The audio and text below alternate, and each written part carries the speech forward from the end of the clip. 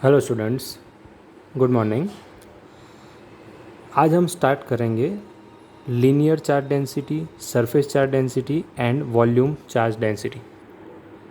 सो linear charge density क्या है उसके बारे में हम डिस्कशन करेंगे, फिर सरफेस चार्ज डेंसिटी क्या है उसके बारे में हम डिस्कशन करेंगे, एंड देन लास्ट वन जो है उसका नाम है volume charge density.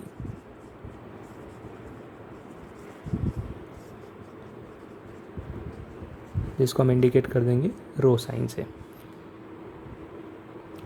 What is linear charge density? So linear charge density, it is the ratio of charge per unit length. Okay, what is linear charge density? उसकी definition क्या होगी? तो एक फार्मूला है, उससे आप उसकी डेफिनेशन डिफाइन कर सकते हो। It is the ratio of charge per unit length. Clear? उसका यूनिट क्या होगा?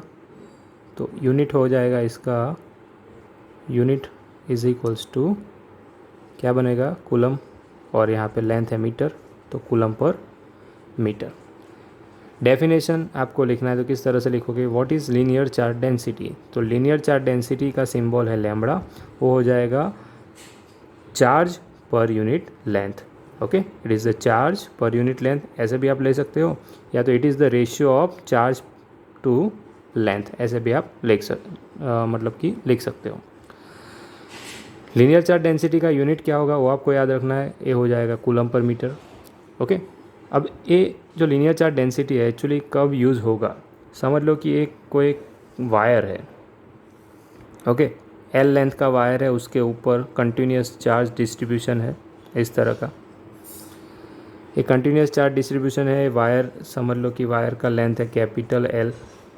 ओके, तो आपको पर्टिकुलर समझ लो कि मैंने यहाँ पे कंसिडर किया कि इतनी लेंथ में कितने चार्ज होंगे, तो यहाँ पे मैंने लेंथ ले लिया डेल्टा एल या तो डी एल, तो यहाँ पे जो चार्ज होंगे वो कितने होंगे, वो डी क्यू जितने होंगे।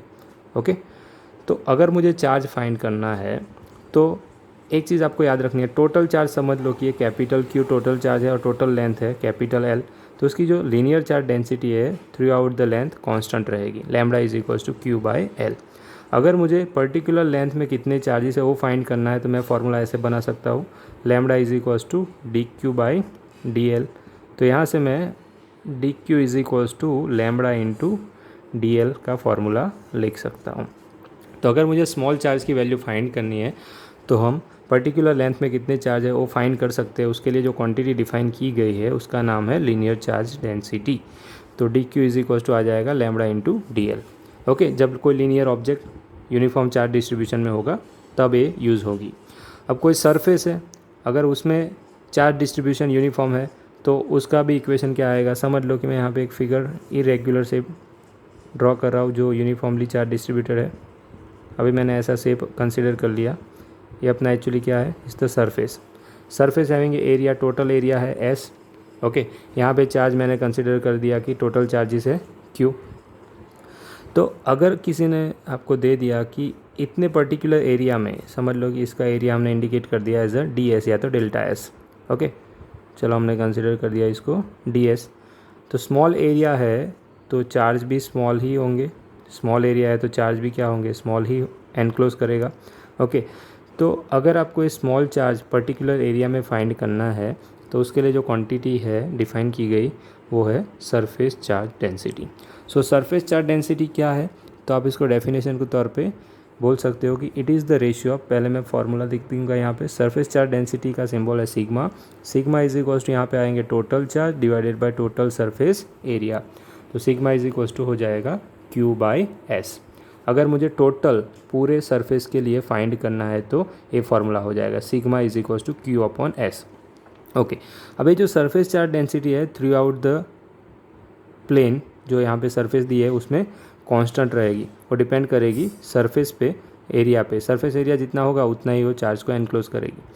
समझ लो कि यहाँ पे हमने D S surface area consider किया तो उसके अंदर चार्जेस कितने हैं, डी क्यू है। तो अगर मुझे डी क्यू फाइंड करना है तो मैं फिर से सरफेस चार्ज डेंसिटी का फार्मूला लिख दूंगा, तो सिग्मा इज इक्वल्स टू क्या हो जाएगा, तो डी क्यू हो जाएगा डिवाइडेड बाय क्या हो जाएगा, डी एस हो जाएगा। ओके, तो यहाँ से हम फाइंड कर सकते हैं D Q is equals to sigma into D S. D Q is equals to क्या हो जाएगा, सिग्मा इंटू डी एस। तो ये हो गया आपका स्मॉल जो सरफेस एरिया है उसके अंदर चार्ज कितने होंगे उसका फार्मूला। अब इसका यूनिट क्या होगा, तो यूनिट आप यहाँ पे लिख सकते हो, ए है चार्ज, चार्ज का यूनिट होगा कूलम, और यहाँ पे सरफेस एरिया है, सरफेस एरिया का यूनिट हो जाएगा मीटर स्क्वायर। तो ये सीक्वेंस बनेगा कूलम पर मीटर स्क्वायर, और तीसरे में जो आएगा वो कूलम पर मीटर क्यूब आएगा।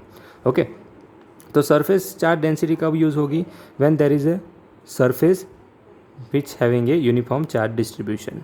ओके, तब आपको सरफेस चार्ज डेंसिटी लेनी है। जब कोई लीनियर ऑब्जेक्ट है और वो यूनिफॉर्म चार्ज डिस्ट्रीब्यूशन में है तब आपको लीनियर चार्ज डेंसिटी लेनी है। अब जब कभी आपको वॉल्यूम दिया हुआ है, मतलब कि समझ लो कोई स्फेरिकल बॉडी दी गई है, एक आर रेडियस वाली एक स्फेरिकल बॉडी है। ओके, अगर उसके ऊपर यूनिफॉर्म चार्ज डिस्ट्रीब्यूशन है सब जगह पे, okay, inside the surface outside the surface आप बता सकते हो, यूनिफॉर्म चार्ज डिस्ट्रीब्यूशन, ये हमने स्फीयर कंसीडर किया हुआ है, सॉलिड स्फीयर कंसीडर कर लेंगे हम।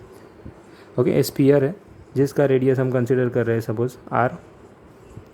ओके, अब इसका टोटल वॉल्यूम है वी, टोटल वॉल्यूम क्या हो जाएगा वी, तो टोटल वॉल्यूम वी है तब टोटल चार्जेस है क्यू। ओके, तो उस वक्त सर वॉल्यूम चार्ज डेंसिटी क्या बनेगी, तो volume charge density it is the ratio of, sorry, volume charge density is indicated as a rho sign, it is the ratio of charge by volume. क्या हो जाएगा, it is the ratio of charge by volume. अब इसका unit क्या होगा, तो यहाँ पे यूनिट आपको याद रखना है, चार्ज का यूनिट हो जाएगा कूलम और वॉल्यूम का यूनिट हो जाएगा मीटर क्यूब। तो एक 3 सीक्वेंस में coulomb per metre square, coulomb per metre cube. तो वॉल्यूम चार्ज डेंसिटी हो गई आपकी rho is equal to q by v. ये अगर आपको total volume charge density find करनी है तो इक्वेशन होगा। अगर समझ लो किसी ने बोला कि मुझे इतने पर्टिकुलर रीजन में, मतलब ये मेरा डीवी रीजन है, ओके, अब ये डीवी रीजन है उसके अंदर चार्ज मैंने कंसिडर कर लिया एनक्लोज हो रहे हैं, डी क्यू जितने चार्जेस एनक्लोज हो रहे हैं। ओके, तो वो चार्ज की वैल्यू हम कैसे फाइंड करेंगे, तो सेम फार्मूला अप्लाई करेंगे। तो वॉल्यूम चार्ज डेंसिटी तो कांस्टेंट रहेगी through out the volume, based on the volume number of charges भी उतने ही एनक्लोज करेगा वो। तो रो इज इक्वल टू यहाँ पे फार्मूला हम लगा देंगे D Q by D V, क्योंकि स्मॉल वॉल्यूम लेंगे तो यहाँ से आपको चार्ज जो है वो भी आपको मिल जाएगा रो इंटू डी वी। तो यहाँ पे d Q is equals to क्या मिलेगा, रो इंटू डी वी। यहाँ पे d Q is equals to क्या मिलेगा, सिग्मा इंटू डी एस, और यहाँ पे d Q is equals to मिलेगा lambda into D l. Actually इसकी ज़रूरत क्यों पड़ी, surface charge density, linear charge density and volume charge density की। अगर कोई यूनिफॉर्म चार्ज डिस्ट्रीब्यूशन है और चार्ज कंटिन्यूसली ऐड होते ही जा रहे हैं तो आप इलेक्ट्रिक फील्ड फाइंड नहीं कर सकते। उसके लिए इलेक्ट्रिक फील्ड फाइंड करने के लिए आपको पर्टिकुलर चार्जेस को कंसिडर करना पड़ेगा। तो पर्टिकुलर चार्जेस को लाने के लिए हमें पर लेंथ, पर एरिया और पर वॉल्यूम जो क्वांटिटी हमने डिफाइन किया हुआ है उसका नाम है डेंसिटी। ओके, फिर वो मतलब पूरा नाम आप याद रख सकते हो चार्ज डेंसिटी। फिर अगर लीनियर ऑब्जेक्ट है तो लीनियर आएगा, सरफेस वाला ऑब्जेक्ट है तो सरफेस आएगा, और वॉल्यूम वाला ऑब्जेक्ट है तो वॉल्यूम चार्ज डेंसिटी होगी। ओके, उसके यूनिट वगैरह आपको याद रखना है, coulomb per metre square and coulomb per metre cube. Clear?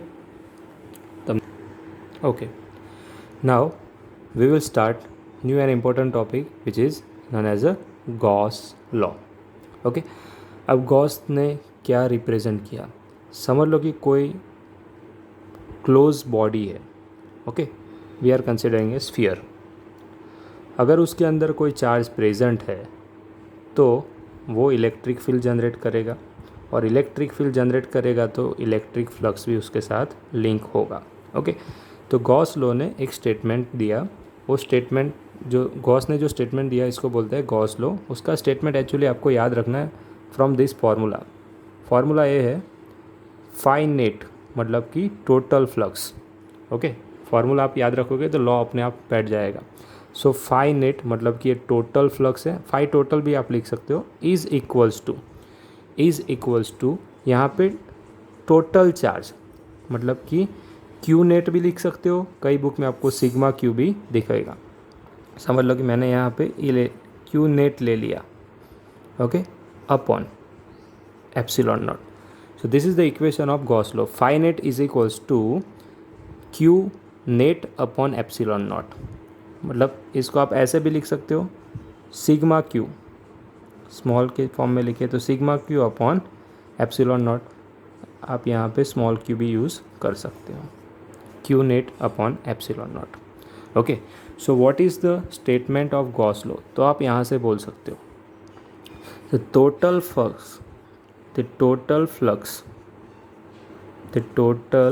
Flux या तो net flux linked with any close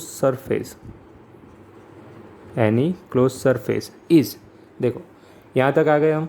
the total flux, phi net मतलब क्या होगा? द टोटल फ्लक्स, सिर्फ आपको इतना याद रखना है, link with any close surface, फिर यहाँ पे इक्वल टू का साइन इज, फिर आपको लिखना है equal to, is equal to the, किसके इक्वल में है?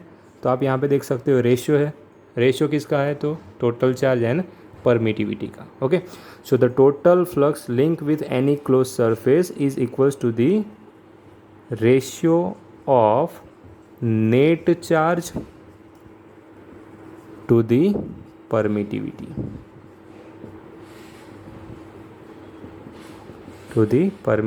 Of vacuum. Clear? So this is known as a Gauss law.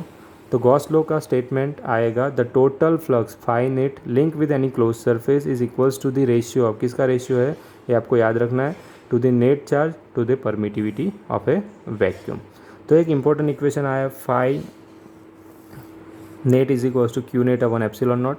इस क्यू नेट अगर आप नहीं लिख रहे हो तो आप सिग्मा क्यू भी लिख सकते हो, sigma Q upon epsilon not. Okay, तो इस इक्वेशन को आप दूसरी तरीके से भी लिख सकते हो। ये इक्वेशन कैसा है उसका भी मैं डेरिवेशन आपको बता दूंगा कि ये फाई नेट जो है इसको आप ऐसे भी लिख सकते हो। एक्चुअली फ्लक्स क्या होगा? जो फ्लक्स है हमने ऑलरेडी आगे देख लिया ना, flux is equals to electric field into surface area का मल्टीप्लिकेशन होगा। Phi is equals to E dot A. Okay, तो इसको आप phi net is equals to यहाँ पे लिख सकते हो close integration of E dot D S. Okay, close integration, इसका मतलब क्या होगा? Close integration E dot D S is equals to आप यहाँ पे ले सकते हो sigma Q upon epsilon not. तो ए इक्वेशन और इसका कंपैरिजन हो सकता है कई बार क्वेश्चन में, और डायरेक्ट जो फाइनल लॉ है phi net to sigma Q upon epsilon naught. Sigma Q की जगह पे आप क्यू नेट भी लिख सकते हो। सिग्मा क्यू का मतलब होगा चार्ज का एडिशन। ओके, अब ये जो इक्वेशन है एक्चुअली डिराइव किस तरह से हुआ, कैसे आया? तो आपको क्वेश्चन इस तरह आए मतलब कि आपको क्वेश्चन में दिया होगा कि व्हाट इज़ गॉस लॉ, या तो explain Gauss law and derive it's equation. तो आप डिराइव कैसे करोगे? अगर आपको इक्वेशन डिराइव करना है तो आपको एक स्फीयर कंसिडर कर लेना है। समझ लो कि स्फीयर है, ये इसका सेंटर है। ओके, यहाँ से हम कंसिडर करेंगे कि स्फीयर का जो रेडियस है वो कैपिटल आर है। क्लियर? और इसका स्फेरिकल सरफेस हम कंसिडर कर रहे हैं तो इसका रेडियस है आर, और इसका एरिया हम कंसिडर कर लेंगे कि ये एस है। अब हम क्या कर रहे हैं कि इसके सेंटर में एक चार्ज प्लेस कर रहे हैं स्मॉल क्यू। तो क्यू जो है सेंटर ओ पे हमने प्लेस किया। क्यू पॉजिटिव चार्ज है तो उसकी इलेक्ट्रिक फील्ड क्या होगी? रेडियली आउटवर्ड होंगी। इलेक्ट्रिक फील्ड सब जगह पे रेडियली आउटवर्ड होंगी। ये आपको एक ही लाइन में शो कर देना है, बट यहाँ पे मैं दिखा रहा हूँ कि इलेक्ट्रिक फील्ड इस तरह से होगी। आपको ये सब बताने की ज़रूरत नहीं, आपको जब इक्वेशन प्रूव करो समझ लो कि मैं एक छोटा सा एरिया कंसिडर कर रहा हूँ। ओके, तो यहाँ से इसका पोजीशन हम स्मॉल आर ले लेंगे, या इस तरह से मैंने स्मॉल आर कंसिडर कर दिया। ये स्मॉल एरिया कंसिडर किया तो उसमें इलेक्ट्रिक फील्ड भी इस तरह से है। ओके, और इसका जो एरिया वेक्टर भी होगा डी एस वो भी सेम ही डायरेक्शन में है, क्योंकि एक रूल्स है ना कि जो प्लेन है उसके परपेंडिकुलर में उसका एरिया वेक्टर होगा। समझ लो कि मैंने ये सरफेस कंसिडर किया तो उसका एरिया वेक्टर भी परपेंडिकुलर होगा, और यहाँ पे प्लस क्यू चार्ज है तो उसका जो इलेक्ट्रिक फील्ड का डायरेक्शन होगा रेडियली आउटवर्ड, तो उस पॉइंट पे वो रेडियली आउटवर्ड होगा। तो इस केस के अंदर आपको पहले तो फ्लक्स फाइंड करना है, क्योंकि आपको टोटल फ्लक्स फाइंड करना है तो हम क्या करेंगे? छोटा सा एरिया कंसिडर कर लेंगे। ओके, तो यहाँ पे इलेक्ट्रिक फील्ड है और सरफेस एरिया है। तो अब हम क्या करेंगे? किस तरह से ये इक्वेशन जो डिराइव किया है हमने वो डिराइव करेंगे, मतलब कि किस तरह से इक्वेशन को हम ला सकते हैं। तो सबसे पहले आपको क्या करना है, यहाँ पे हमने एक स्फेरिकल सरफेस कंसिडर कर लिया जिसका रेडियस गॉसियन सरफेस कंसिडर किया। जो गॉस लॉ में जो सरफेस यूज़ होगी उसको गॉसियन सरफेस बोलते हैं। तो यहाँ पे हमने एक स्फेरिकल गॉसियन सरफेस कंसीडर कर ली जिसका रेडियस ले लिया मैंने r। ओके, इसका टोटल सरफेस एरिया है समझ लो कि कैपिटल S। मैंने एक छोटा सा यहाँ पे सरफेस एरिया कंसीडर कर लिया ds। ओके, तो उसका एरिया वेक्टर परपेंडिकुलरली आउटसाइड जा रहा है, तो इलेक्ट्रिक फील्ड भी सेम डायरेक्शन में है। तो इसकी वजह से जो फ्लक्स जो जनरेट होगा वो कितना होगा, स्मॉल अमाउंट में होगा। So small flux link with the small surface area, small flux link with surface area element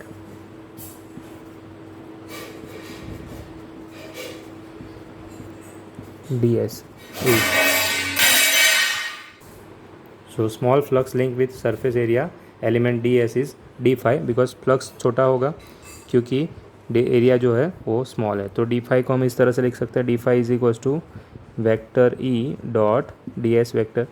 so D phi is equals to, can I write this way, E D S cos zero, because दोनों का angle जो है same direction में है।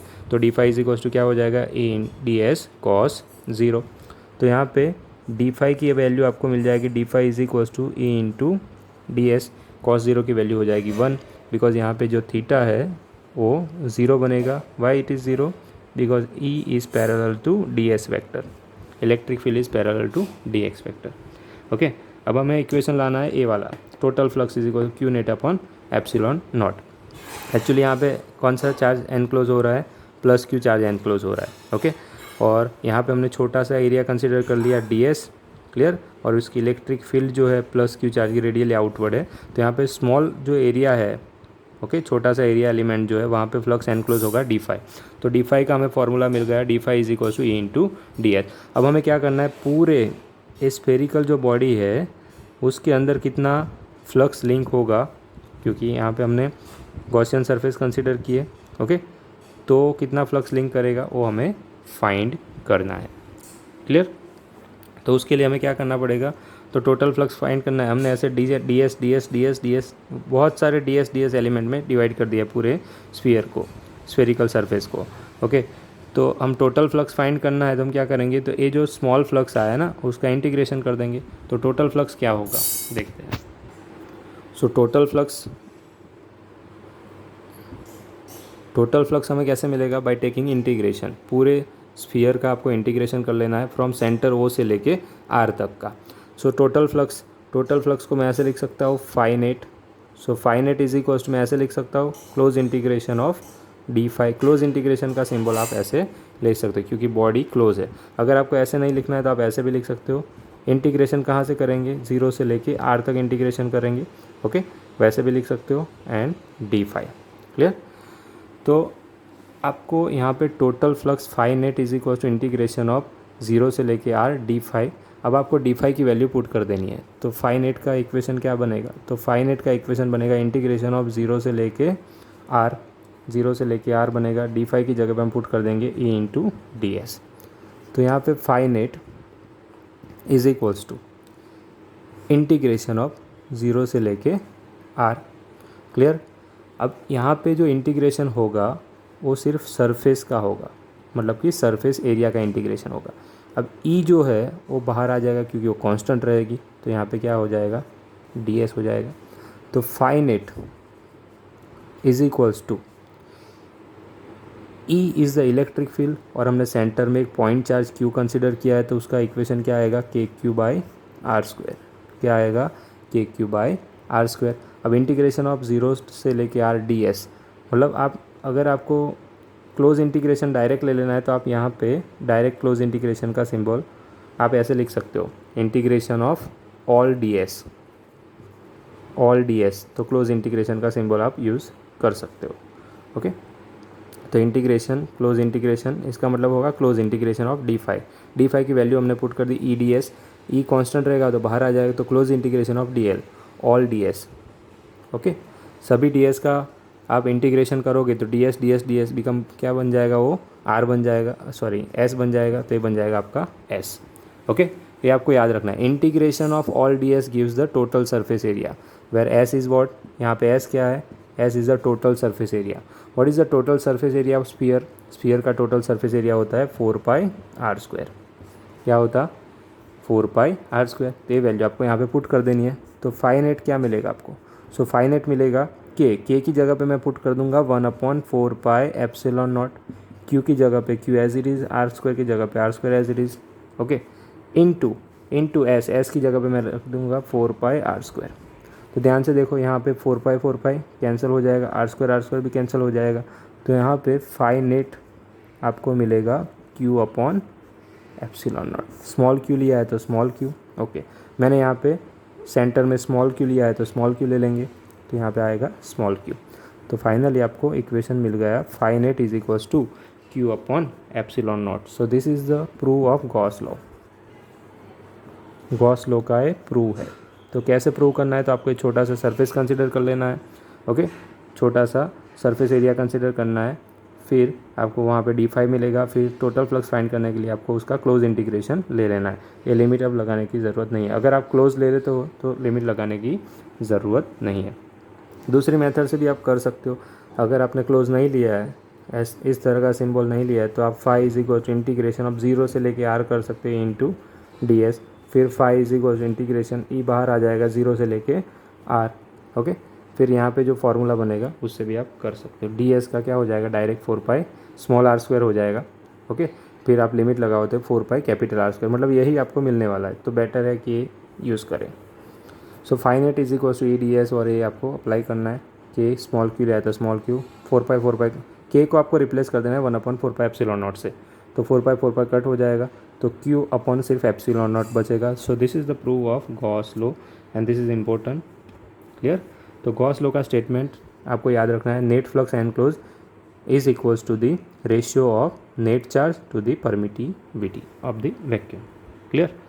तो ये हो गया आपका गॉस लॉ, क्लियर। ये इसका प्रूव है, ये आपको याद रखना है।